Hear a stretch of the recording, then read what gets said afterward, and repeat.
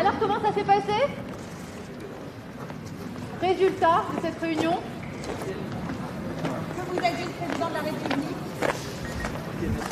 Écoutez, le président de la République a écouté la position de chacun ici qui appartenait à ces groupes politiques, à ces partis politiques, et essaie de trouver une solution et éviter une dissolution qu'on considère comme probablement chaotique et destructrice à la fois pour nos institutions, pour notre économie, pour les Françaises et les Français. Donc chacun ici a pu amener ses positions, ses marqueurs. Pour ce qui concerne mon groupe, la question des retraites, la question du pouvoir d'achat de celles et ceux qui travaillent, la question de la fiscalité et la justice fiscale vis-à-vis des plus fortunés d'entre nous, par exemple la question du 49.3 et cette recherche de compromis vis-à-vis de celles et ceux qui considèrent que ces points-là sont bloquants. Chacun a pu le dire, le président de la République a écouté assez attentivement nos interventions.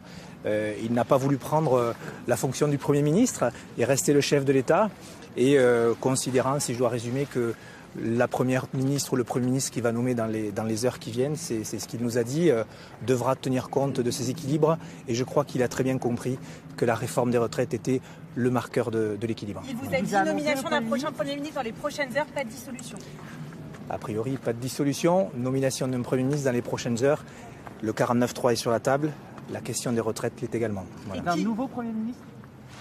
Vous avez parlé de Première ministre au début. Première ministre, une ou un? Non, j'ai pas d'informations. Voilà. Est-ce qu'il renommera Sébastien Lecornu? Je ne sais pas, aucune idée. Il ne vous a pas soumis l'hypothèse Lecornu 2? Pas du tout. Il a éloigné officiellement l'option de dissolution.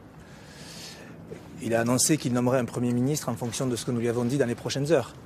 La grande question, c'est est-ce qu'il aura entendu correctement nos attentes, notamment en ce qui concerne la justice fiscale, la réforme des retraites et la volonté de beaucoup de personnes autour de la table de trouver une solution.